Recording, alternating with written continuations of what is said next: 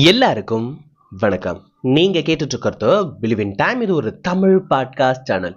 நம்மளோட பாட்காஸ்ட் சேனலுக்கு நீங்க வரது இதான் ஃபர்ஸ்ட் டைமா இருக்குன்னா ஒரு சின்ன இன்ட்ரோடக்ஷன் மட்டும் நம்ம சேனலை பத்தி கொடுத்துக்கிறேன். இது எது மாதிரியான சேனல் அப்படின்னு பாத்தீங்கன்னா, உங்களோட பர்சனல் லைஃபை டெவலப் பண்ணக்கூடிய குட்டி குட்டி தகவல்கள், நிறைய கருத்துக்கள், நிறைய கதைகள் நம்மளோட பாட்காஸ்ட் சேனல்ல இருந்து உங்களுக்கு கிடைச்சிக்கிட்டே இருக்கும். அந்த வகையில இன்னைக்கு நம்ம எதை பத்தி பேச போறோம் அப்படின்னு சொல்லிட்டு பாத்தீங்கன்னா, நான் பெருசாலாம் எந்த ஒரு பிரச்சனைக்கும் போனது இல்லைங்க. பெருசா எந்த ஒரு பிரச்சனையும் என்னாலேயும் வந்ததில்லை. என் வாழ்க்கையிலன்னு பார்த்தனா அங்க இங்க இங்க அங்கன்னு சொல்லிட்டு அப்போ கொஞ்சம் கொஞ்சமா பொய் தான் சொல்லியிருக்கேன். இந்த பொய்யெல்லாம் ஒரு பெரிய விஷயமா? பொய் எல்லாரும் தான் சொல்றாங்க. பொய் சொல்றதுனால ஏதாவது ஒரு பிரச்சனை வரப்போதா என்ன அப்படின்ற மாதிரி தாட் உங்களுக்குள்ள இருந்துச்சுன்னா இன்னைக்கான பதிவு கண்டிப்பா உங்களுக்கு தான். கதைக்குள்ள போறதுக்கு முன்னாடி ஒரு சின்னோண்டு டிஸ்க்ளைமர் மட்டும் போட்டுக்கிறேன். எங்க வீட்டுக்கு பக்கத்துல பாத்தீங்கன்னா இருக்கிற ஒரு கோயில்ல ஃபங்க்ஷன் நடந்துட்டு இருக்கு. அதனால அப்பப்போ அந்த கோயில்ல இருந்து இன்ஸ்ட்ரக்ஷன் ஏதாவது வர மாதிரி சவுண்டு கேட்டுச்சுன்னா கொஞ்சம் அட்ஜஸ்ட் பண்ணிக்கங்க.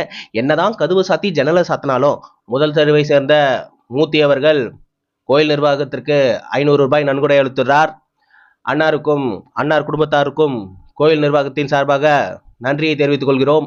இந்த மாதிரி ஏதாவது ஒரு இன்ஸ்ட்ரக்ஷன் கேட்டுட்டு தான் இருக்கு. என்ன பண்றதுனே எனக்கு தெரியல. அப்படி ஏதாவது தப்பி தவறி இந்த ரெக்கார்டிங்ல கேட்டுருச்சுன்னா அட்ஜஸ்ட் பண்ணிக்கங்க. சரி, ஓகே. வழக்கம் போல ஒரு கதை. ஒரு ஊர்ல பாத்தீங்கன்னா 2 பேர் ஒரே டைம்ல எக்ஸாக்டான மினிட்லயே இறந்து போயிருக்காங்க. ஆக்சுவலி அந்த 2 பேர்ல யாரோ ஒருத்தங்களுக்கு நரகம். ஆனா பிரச்சனை என்னன்னா, அந்த 2 பேர்ல யார் அந்த ஒருத்தங்க அப்படின்றத மேல இருக்கிறவங்களாலே கெஸ் பண்ண முடியல. ஏன்னா எக்ஸாக்டா அந்த ஃபிராக்ஷன் ஆஃப் செகண்ட் முதற்கொண்டு 2 பேரும் டிட்டோவா பொருந்திருக்கு. அந்த ஒரு நபர் யாருன்னே தெரியல. அவங்க 2 பேருக்குள்ளே கேட்கறாங்க, நீங்க அப்படி என்னதாங்க தப்பு பண்ணீங்க நரகத்துக்கு போற அளவுக்கு அப்படின்ற மாதிரி கேட்கிறப்ப நபர் ஒத்துக்கிறாரு. என் வாழ்க்கையில நான் ரொம்ப பெரிய தப்பு பண்ணியிருக்கேன். இன்னைக்கு வரைக்கும் அந்த தப்புக்காக நான் வருத்தமும் பட்டுட்டு இருக்கேன். எனக்கு ஏதாவது வாய்ப்பு கிடைச்சிச்சுன்னா அந்த தப்பை சரி செய்யணும் அப்படின்ற மாதிரிலாம் நினைச்சிட்டு இருக்கேன் அப்படின்ற மாதிரி முதல் நபர் சொல்றாங்க. உடனே 2வது நபர் யோசிக்கிறார், நான் என் வாழ்க்கையில நீ சொல்ற மாதிரிலாம் பெரிய தப்புலாம் எதுவுமே பண்ணதில்லை. அப்பப்ப அங்க இங்கன்னு சொல்லிட்டு ஏதாவது பொய் சொல்லியிருப்பேன். அப்புறம் என்ன 2 குடும்பத்துக்குள்ளே எதனா சந்தோஷமா இருந்தாங்கன்னா எதனா கொளுத்தி போட்டு வந்திருப்பேன். இந்த மாதிரி சின்ன சின்ன சில்லற விஷயம் தான் பண்ணியிருக்கேன். ஆனா உன் லெவலுக்குலாம் நான் பண்ணதில்லப்பா. அவ்வளோ பெரிய பாவலாம் don't expect from me. So maximum நான் காலங்காத்தால சொர்க்கத்துல தான் இருப்பேன்னு நினைக்கிறேன். நீ தான் அந்த நரகத்துக்கு போற கேஸா இருப்ப அப்படின்ற மாதிரி அவங்க 2 பேருக்குள்ளேயே கான்வர்சேஷன் போயிட்டு இருக்கு. ஸோ நெக்ஸ்ட் டே மார்னிங்குள்ளேயே டிசைட் பண்ணி ஆகணும். நெக்ஸ்ட் டேக்கு முன்னாடி என்ன டிசைட் பண்றாங்க அப்படின்னு சொல்லிட்டு பாத்தீங்கன்னா, அந்த 2வது பர்சனை நரகத்துக்கு போடணும் அப்படின்ற மாதிரி சொல்லிடுறாங்க. அவனுங்க டென்ஷன் ஆயிடுது. ஏய், இது என்ன போங்காட்டமா ஆடுது? அவன் அவ்வளோ பெரிய தப்பு பண்ணியிருக்கான், அவ்வளோ பெரிய பாவம் பண்ணியிருக்கான், அவனே ஒத்துக்கிறான் வேற. தன்னோட வாழ்க்கையில மறுபடி சான்ஸ் கிடைச்சுன்னா போய் அந்த தப்பெல்லாம் சரி செய்யணும்னு நினைக்கிறான். அப்போ அது எவ்வளவு பெரிய இம்பாக்ட் ஏற்படுத்திருக்கு. நான் பண்ணது என்ன சின்ன சின்னதா அங்க இங்கன்னு போய் தான் சொல்லியிருக்கேன். அதுவும் இல்லாம யாராவது நல்லா இருந்தாங்கன்னா ஒரு சிக்கன் மூட்டி வேலையை பார்ப்பேன். சிக்கன் மூட்டியா? அதாங்க கோழி மூட்டுற வேலையை பார்ப்பேன். இந்த மாதிரி தான் பார்த்துருந்தேனே தவிர பெருசா நீங்க நினைக்கிற மாதிரி பெருசாலாம் இல்ல. ஐ திங்க் பிரிண்ட்ல என்னோட பேர் தப்பா வந்திருக்குதுன்னு நினைக்கிறேன். நீங்க மறுபடி போயிட்டு இந்த A4 ஷீட்ல மறுபடி பிரிண்ட் எடுத்துருவாங்க அப்படின்ற மாதிரி A4 ஷீட்டை மறுபடி கொடுக்குறான். அவங்க டென்ஷன் ஆயிடுறாங்க. பிரிண்ட் எல்லாம் கரெக்டா தான்ப்பா இருக்கு, உன் பேர் தான் வந்திருக்கு, உன்னதான் நரகத்துக்கு கூட்டு போவோம். போங்காட்டம் ஆடுறீங்கப்பா, அது எப்படிப்பா ஒத்துக்க முடியும்? நான் அங்கங்க சின்ன சின்ன பொய் தானப்பா சொன்னேன், இதுக்கெல்லாம் நரகத்துக்கு போடுவீங்களா அப்படின்ற மாதிரி ரொம்ப பெரிய கலாட்டா பண்ணிட்டு இருக்காங்க. சரி, ஓகே அப்படின்ற மாதிரி கடவுளே வந்துடுறாரு. ஏய், உனக்கு என்ன பிரச்சனை? ஏன் இவ்வளவு சண்டை போட்டுட்டு இருக்க? நீங்க ஏமாத்துறீங்க.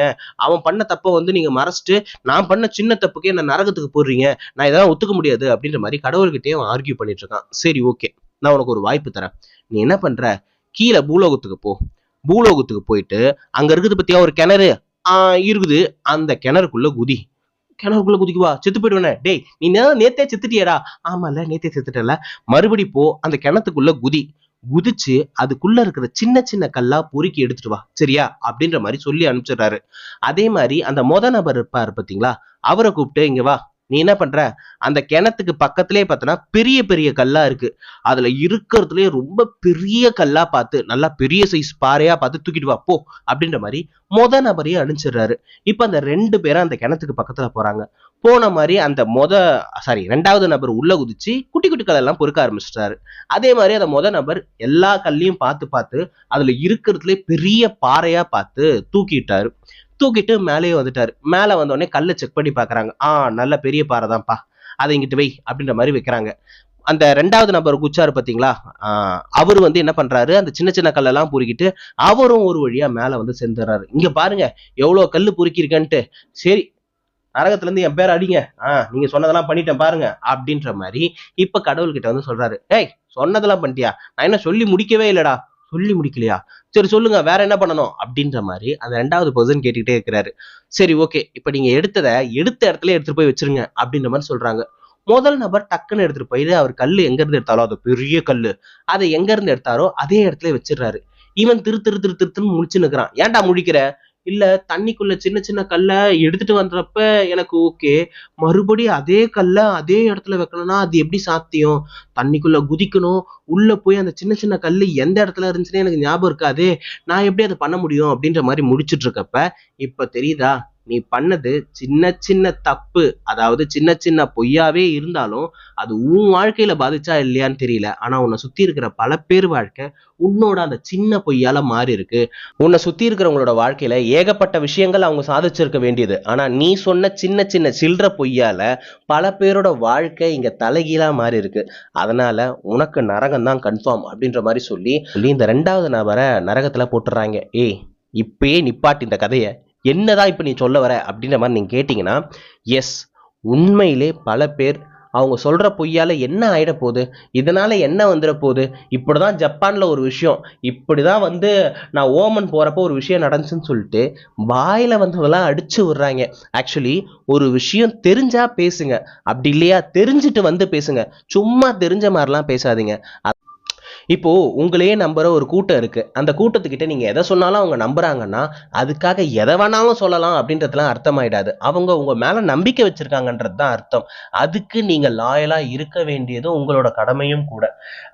எனக்கு தெரிஞ்சு என்னோட ஸ்கூல் லைஃப்ல இப்படி ஒரு இன்சிடென்ட் நடந்துச்சு. அது என்ன அப்படின்னு சொல்லிட்டு பாத்தீங்கன்னா, நான் ஸ்கூல் படிக்கிறப்ப ஒரு நாள் வந்து என்ன பண்ணிட்டாங்க, எல்லா கிளாஸ்க்கும் வந்து மாஸ் ஃபெயில் ஆயிடுச்சு. ஸோ அதனால எல்லாரையும் ஒன்னா போட்டு கம்பைன் கிளாஸ் மாதிரி மொத்தமா தான் வைப்பாங்க. அப்போ ஒரு நாள் என்ன ஆச்சு அப்படின்னு சொல்லிட்டு பாத்தீங்கன்னா, ரேண்டமா ஒரு இம்பார்ட்டன்டான 5 கொஸ்டின் வந்து கொடுக்குறாங்க. அந்த 5 கொஸ்டினை படிச்சுட்டு வரணும். அந்த 5 கொஸ்டின்ல இருந்து ஒரு கொஸ்டின் நாங்க கேட்போம், அந்த ஒரு கொஸ்டின் நீங்க சால்வ் பண்ணணும் அப்படின்ற மாதிரி சொல்றாங்க. எங்க ஸ்கூல்ல இருக்கிற எல்லா பசங்களும் மாங்குன்னு படிக்கிறாங்க, என்ன தவிர. ஏன்னா நான் அந்த டைம்ல தான் பெருசா படிக்க பையன் கிடையாது. அதுக்கப்புறம் தான் கொஞ்சம் கொஞ்சமா என்ன நான் மாத்திக்கிட்டேன். ஸோ அந்த டைம்ல நான் என்ன பண்றேன், 5 கொஸ்டின்லாம் படிக்க முடியாது, வேணா ஒரு கொஸ்டின் படிக்கலாம் அப்படின்ற மாதிரி ஒரு கொஸ்டினை நல்லா படிச்சுக்கிட்டேன்.